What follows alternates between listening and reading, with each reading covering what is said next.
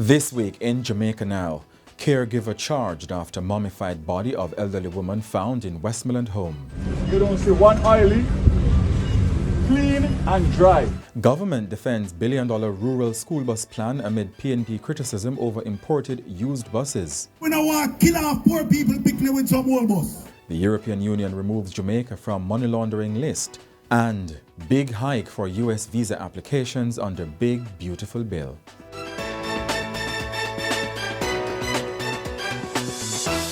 I'm Jovan Johnson and this is Jamaica Now.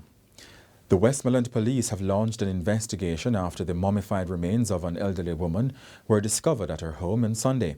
Her living caregiver is accused of hiding the body for more than a year without alerting authorities. The deceased has been identified as Viola Destin. Her age and date of birth have not been confirmed. The police believe she died on December 10, 2023.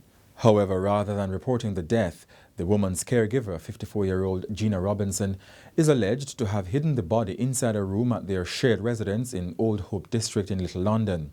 The gruesome discovery was made on Sunday after one of Miss Destin's relatives reportedly became suspicious and contacted the police. Her decomposed body was found lying on a mattress in the home. The caregiver, Ms. Robinson, reportedly claims she could not report the death because the woman wasn't saved and she didn't want her to go to hell. Ms. Robinson has since been charged with failure to report the death of a person, preventing the lawful burial of a corpse, and attempting to pervert the course of justice. The deliveryman hired by Constable Noel Maitland to remove a sofa from his new Kingston apartment says Mr. Maitland told him everything would be okay after police seized his truck during their investigation. The man, who is testifying in Mr. Maitland's trial for the alleged murder of his girlfriend Donnelly Donaldson, said Mr. Maitland contacted him about retrieving the settee he had transported to a car wash in Halfway Tree St. Andrew. During that conversation, the deliveryman said he had informed Mr. Maitland that the police had taken his vehicle. Mr. Maitland reportedly responded that the police were doing their job and reassured him that all would be well. The deliveryman said he recorded two of their conversations using his personal phone and later shared the recordings with detectives, explaining that something wasn't matching up. He's expected to continue his testimony on Monday. Mr. Maitland's 24-year-old girlfriend was reported missing on July 13, 2022, 2 days after she was last seen at his apartment. Her mother previously testified that Mr. Maitland picked up Miss Donaldson from her home on July 11.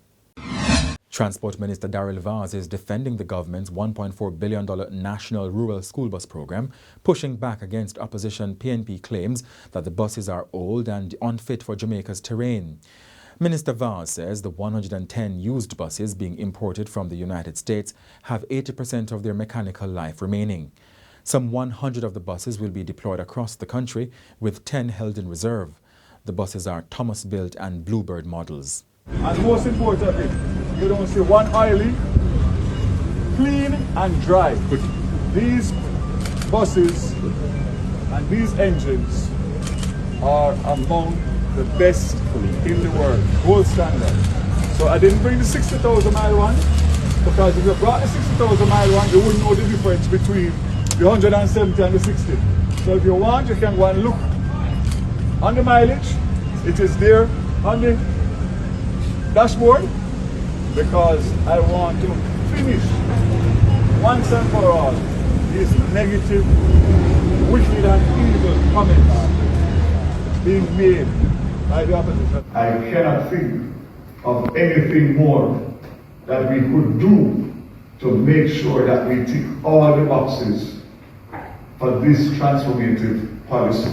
Minister Vaz pointed to local transport regulators, which he said have confirmed that 100 buses for 258 schools have an average age of 10 years compared to 14 years for those in the public passenger system.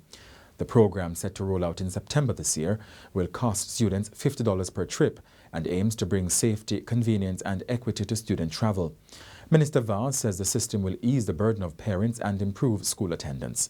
Transport lobbyist Edgerton Newman welcomed the plan but urged support for private operators who still serve remote areas. The opposition says it supports a national school bus system but opposes the government's use of decommissioned buses, calling it reckless. Yes, I raised the alarm and warn, so we don't want to kill off poor people picking with some old bus. And I make no apology for that. We on the junction in a tour bus. And let me tell you something. It was a bit unnerving when we were on the bus tour. But the CEO of the bus company assured us when they buy those buses new, they have to get specially spec'd packages for them. They can't have the long overhang at the back. They have the proper transmission system for our hilly terrain. They have auxiliary braking systems, what you call engine brake, where you see the trucks and the coaches that coming down hills use as a backup braking system. We don't know if these school buses have those. But what we know the school buses have is the long overhang. Opposition spokesman Michael Phillips says the imported units aren't suited for Jamaica's terrain and urges expansion of the existing community-based model for safer, more efficient student transportation. A St. Thomas councillor is raising alarm over what he says is an outrageous rent increase facing the municipal corporation as it prepares to relocate to the new Morant Bay Urban Centre. Hubert Williams, People's National Party councillor for the White Horses Division and caretaker for St. Thomas Western, says the rent will skyrocket from $300,000 per month to as much as $10.3 million. $129 million plus per year. And there are 7% increase annually. And the billing also is priced in US dollar. So every time the Jamaican dollar devalue, it's going to go up. We can't close our mouth about this.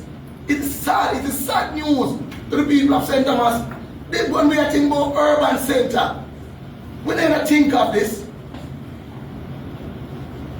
I have never stand and said anything before negative about the urban center.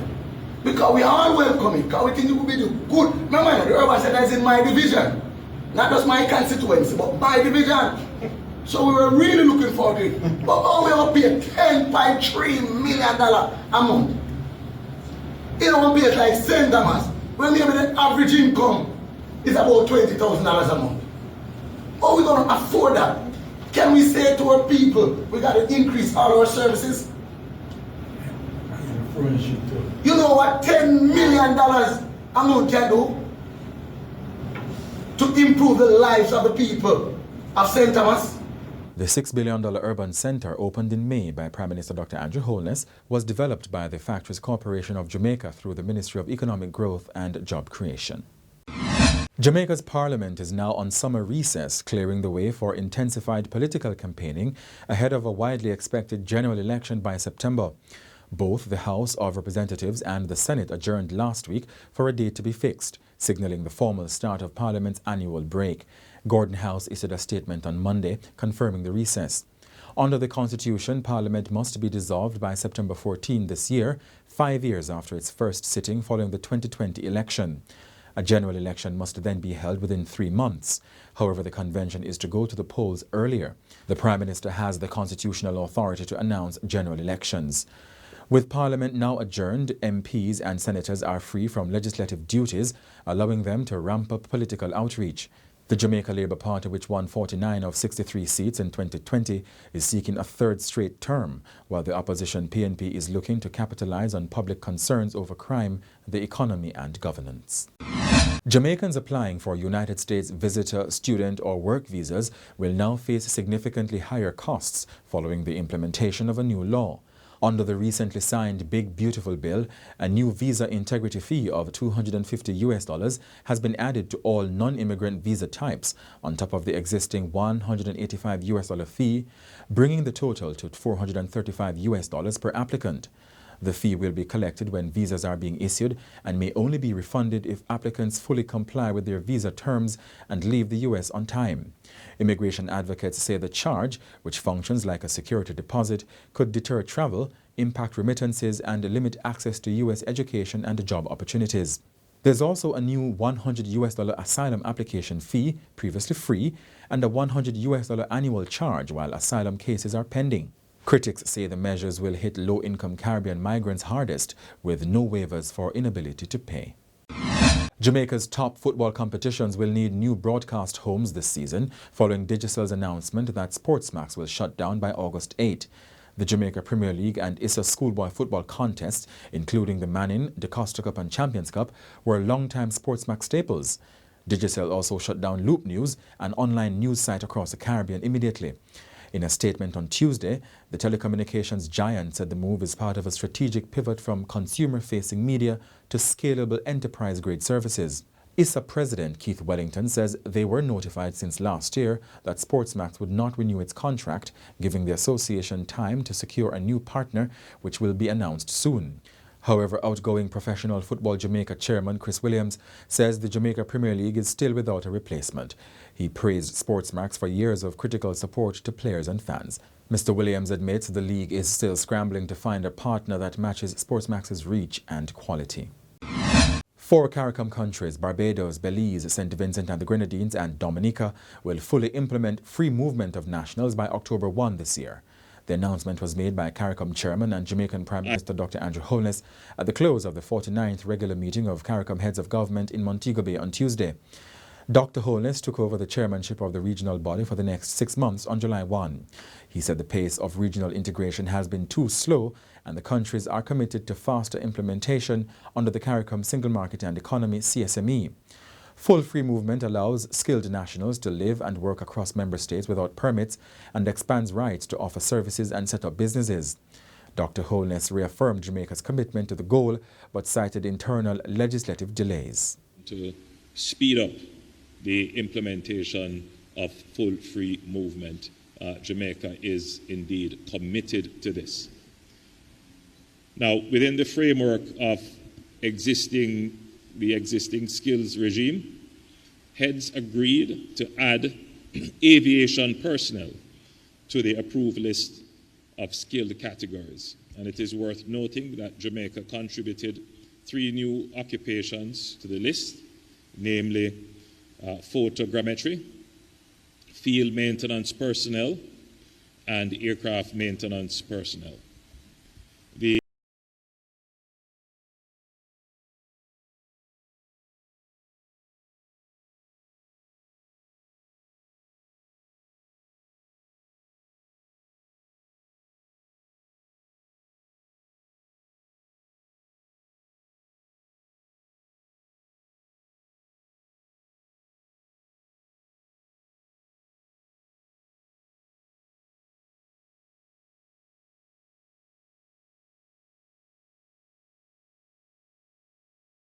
The October rollout is seen as a critical test case ahead of CARICOM's broader 2030 integration agenda.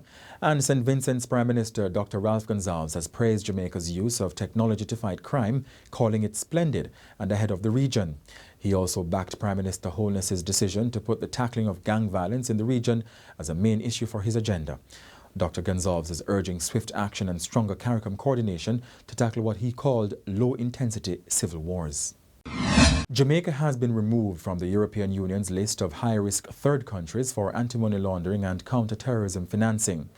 The European Parliament on Wednesday supported a recommendation from the European Commission for both Jamaica and Barbados to be removed from the list.